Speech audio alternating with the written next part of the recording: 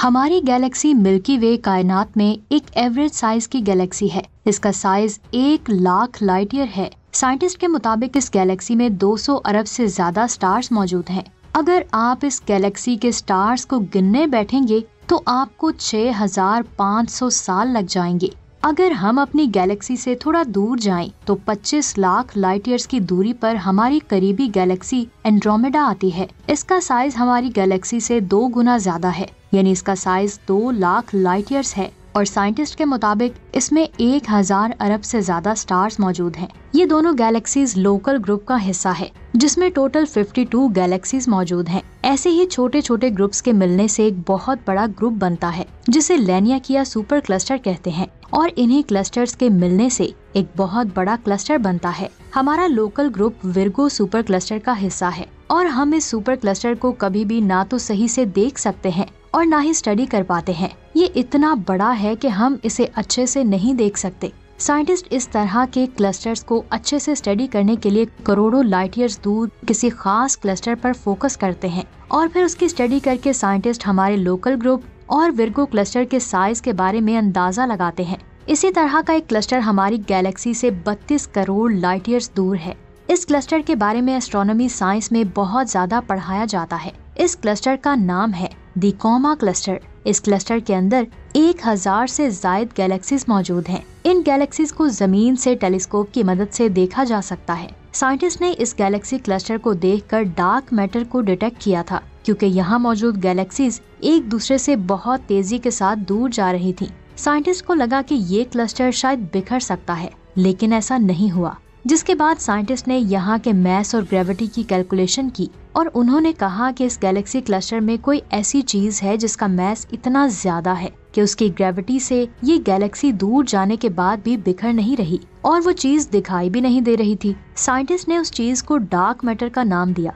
बेशक हर चीज अल्लाह के हुक्म से है, कोई भी चीज अल्लाह की मर्जी के बगैर हिल भी नहीं सकती और डार्क मैटर भी अल्लाह के राजों में से एक राज है। साइंटिस्ट के मुताबिक इस गैलेक्सी क्लस्टर में 90% मैस डार्क मैटर का ही है, यानी इस क्लस्टर का 90% मैस साइंटिस्ट को दिखाई ही नहीं देता। इसी तरह हमारी गैलेक्सी में भी 85% मैस डार्क मैटर है। इस डार्क मैटर की वजह से हमारी गैलेक्सी में स्टार्स अपनी जगह पर स्टेबल है। डार्क मैटर के अलावा इसी क्लस्टर में साइंटिस्ट ने एक ऐसी अजीब चीज देखी है जिसे आज से पहले किसी भी स्पेस एजेंसी ने नहीं देखा था। इस चीज का साइज हमारी गैलेक्सी से भी 10 से 15 गुना ज्यादा बड़ा है और इसे कुछ टाइम पहले ही पहली बार डिटेक्ट किया गया है। आखिर ये चीज क्या है और इसे कोमा क्लस्टर में पहले क्यों नहीं देखा गया? 30 नवंबर 2023 को साइंटिस्ट ने एक रिसर्च पब्लिश की। इस रिसर्च ने साइंसदानों को हैरान कर दिया। पहली बार साइंटिस्ट ने एक गैलेक्सी क्लस्टर में स्टार की एक लाइन देखी जो साइज में हमारी गैलेक्सी से 10 गुना ज्यादा बड़ी थी।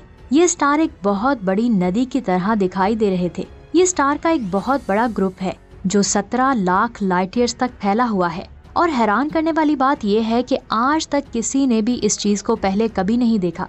ये ग्रुप कायनात में ऐसे मौजूद था कि इसे सिर्फ किसी एडवांस टेलीस्कोप से ही देखा जा सकता है। आप कोमा क्लस्टर की इमेज में स्टार की लाइन को देख सकते हैं।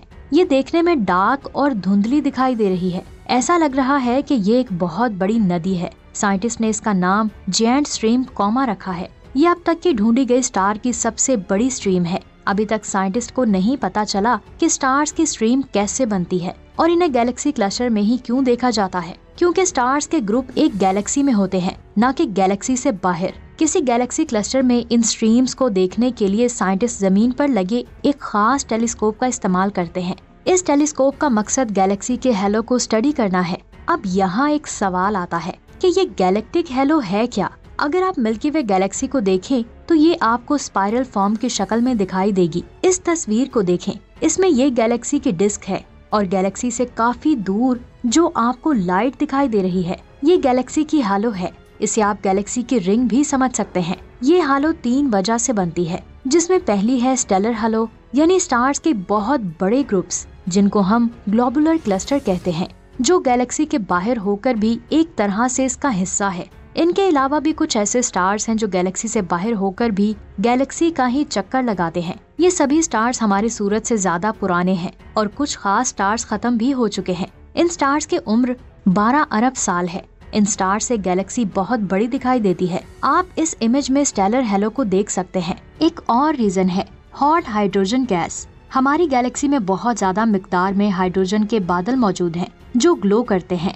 2012 में साइंटिस्ट ने इसी तरह के बादलों को एक खास वेवलेंथ पर डिटेक्ट किया था। इन बादलों को गैलेक्सी से बाहर देखा जा सकता है और इन्हें ग्लो करता हुआ देखा जा सकता है। इसे गैलेक्टिक कोरोना भी कहा जा सकता है। इसके अलावा डार्क मैटर की वजह से भी गैलेक्सी की हालो बनती है, लेकिन हम इसे देख नहीं सकते और इस पर अभी स्टडी चल रही है। तो इसी गैलेक्टिक हेलो और साथ में पास्ट की 123 गैलेक्सीज के डेटा को साइंटिस्ट एक सर्वे के जरिए लगातार कई सालों से स्टडी कर रहे हैं। इस सर्वे को हिरोन यानी halos and environment of nearby galaxy survey का नाम दिया गया है। इसी सर्वे को और आगे बढ़ाने के लिए जब साइंटिस्ट कोमा क्लस्टर में गैलेक्सी से दूर पुराने स्टार क्लस्टर्स यानी ग्लोबुलर क्लस्टर को पढ़ रहे थे, तभी उनको ये स्ट्रीम दिखाई दी। ऐसी स्ट्रीम तब बनती है जब आसपास की गैलेक्सीज में मौजूद पुराने स्टार्स अपनी गैलेक्सी से बाहर हो जाते हैं। हमारी गैलेक्सी में ऐसे स्टार्स नेबुलास की वजह से गैलेक्सी से बाहर जाते हैं, लेकिन गैलेक्सीज क्लस्टर में आसपास मौजूद गैलेक्सीज की ग्रेविटी की वजह से कई स्टार्स इस तरह से बाहर आकर एक दूसरे से ऐसे मिल जाते हैं कि हमें ऐसी स्ट्रीम्स दिखाई देती हैं। जिस स्ट्रीम को साइंटिस्ट ने कोमा क्लस्टर में फाइंड किया है वो बहुत बड़ी है। साइंटिस्ट का कहना है कि इस स्ट्रीम को देखने के बाद वो डार्क मैटर को देखने के और करीब आ गए हैं, लेकिन ये डार्क मैटर को तभी देख पाएंगे जब अल्लाह का हुक्म होगा। इस स्ट्रक्चर को देखकर ऐसा लग रहा है जैसे ये स्ट्रीम डार्क मैटर की वजह से ही बनी है। गैलेक्सी में दिखाई देने वाले स्टार्स, ब्लैक होल और नेबुला का इतना मैस नहीं है कि इनकी ग्रेविटी की वजह से इतनी बड़ी स्टार्स की स्ट्रीम बन जाए। साइंटिस्ट के मुताबिक डार्क मैटर की वजह से ही ग्रेविटी ऐसे ट्विस्ट हुई है कि स्टार्स की ऐसी स्ट्रीम बन पाई। हमारी गैलेक्सी और एंड्रोमेडा गैलेक्सी में इस तरह की बहुत सारी स्ट्रीम्स हैं। इनके बहुत बड़े गैलेक्टिक हेलो हमें दिखाई भी देते हैं, लेकिन इनका साइज उस स्ट्रीम के सामने बहुत छोटा है। साइंटिस्ट जेंट कोमा स्ट्रीम के इस बहुत बड़े स्ट्रक्चर को स्टडी करेंगे कि आखिर स्टार की स्ट्रीम किसी गैलेक्सी से बड़ी कैसे हो सकती है। स्पेस में स्टार्स और ब्लैक होल के मुकाबले में ये स्ट्रीम बहुत कम टिकती है। गैलेक्सी की हरकत और कायनात के फैलाव की वजह से इनकी शेप बहुत जल्द चेंज हो जाती है। इसीलिए इनको स्टडी करने के लिए हमें बहुत ज्यादा स्ट्रॉन्ग टेलीस्कोप की जरूरत होगी, तभी साइंटिस्ट इनको समझ पाएंगे। साइंटिस्ट के मुताबिक अगर वो इनको समझ गए तो गैलेक्सी में मौजूद 85% डार्क मैटर को भी समझा जा सकता है। इस चीज को देखकर साइंसदान बहुत ज्यादा हैरान है, क्योंकि वो उस चीज के इफेक्ट को देख रहे हैं जो मौजूद तो है लेकिन वो चीज दिखाई नहीं दे रही, जिसे डार्क मैटर का नाम दिया गया है। ये अल्लाह के राजों में से एक राज है। इसके बारे में साइंटिस्ट तब ही जान पाएंगे जब अल्लाह का हुक्म होगा, और अल्लाह की अजीम कायनात राजों से भरी हुई है। तो दोस्तों, ये थी आज की शानदार वीडियो। अगर आज के वीडियो देखने के बाद आपका दिल अल्लाह अकबर कह रहा है तो नीचे कमेंट सेक्शन में अल्लाह अकबर लाजमी लिखें। मिलते हैं एक और शानदार वीडियो में। अपना बहुत सारा ख्याल रखें। अल्लाह हाफिज।